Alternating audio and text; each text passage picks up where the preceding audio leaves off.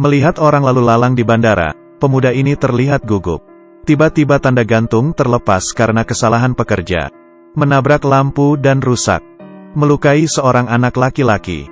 Melihat anaknya tidak sadarkan diri, ayah ibunya sangat cemas. Saat ini, seorang dokter pesawat datang dan membantu. Mengambil kain bersih dan membalut lukanya. Tapi anak itu masih kesulitan bernapas. Seorang remaja yang berada di sela-sela tiba-tiba membuka mulutnya. Mengatakan bahwa dokter itu akan menyakitinya bukan menyelamatkannya. Dokter berkata dengan geram, "Ini adalah teknik dasar menyelamatkan seseorang.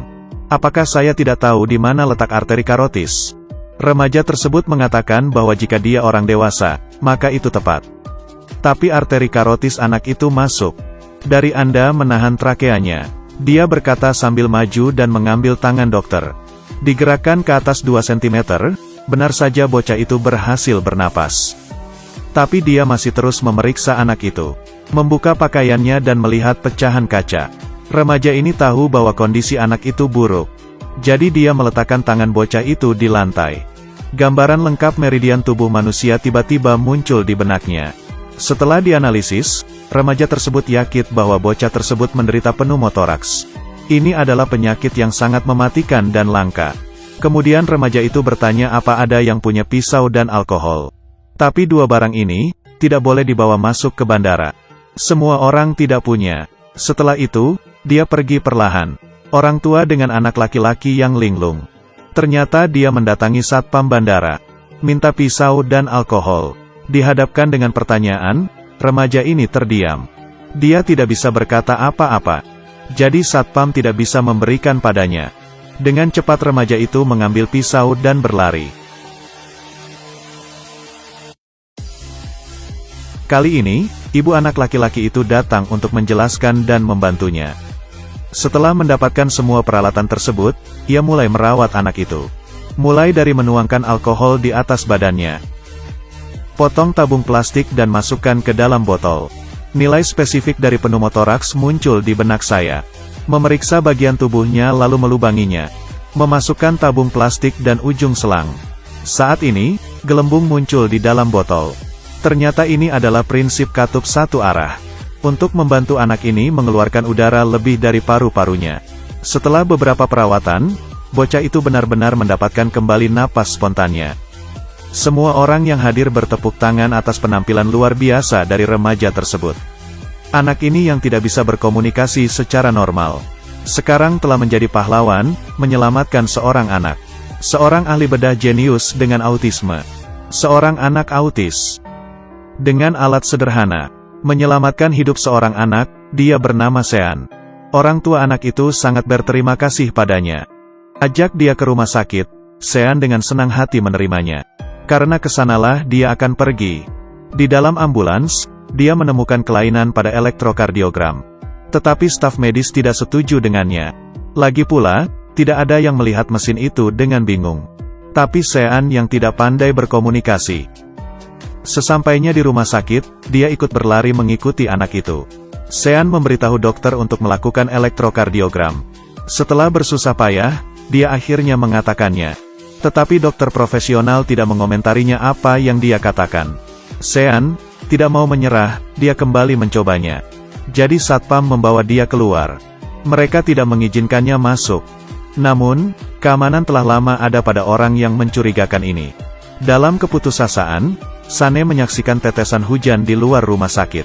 Di ruang operasi, dokter bertanya, "Siapa yang merawat anak itu sebelumnya?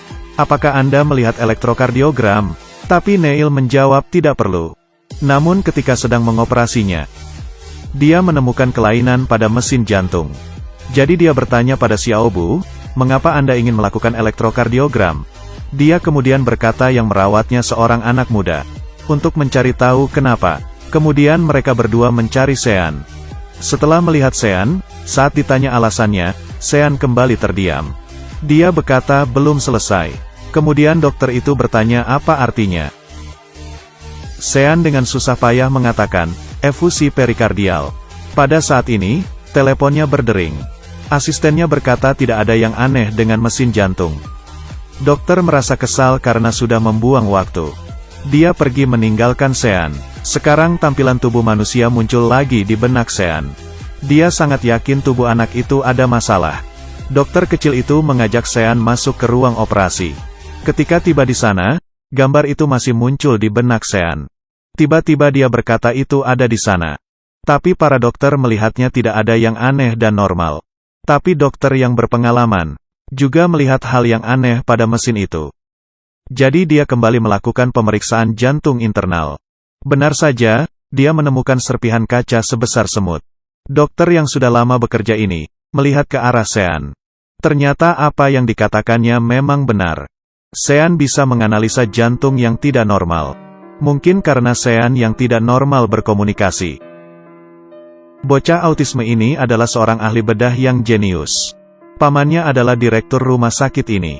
Dia ingin mengajak Sean bekerja di tempat ini. Tapi setelah para dokter mendengarnya, mereka berkata bahwa Sean adalah seorang autisme, tidak pantas menjadi dokter. Lagi pula siapa yang akan memberikan hidupnya pada remaja autisme ini? Pada saat ini, asisten masuk ke dalam. Ia berkata bahwa mereka harus membaca berita.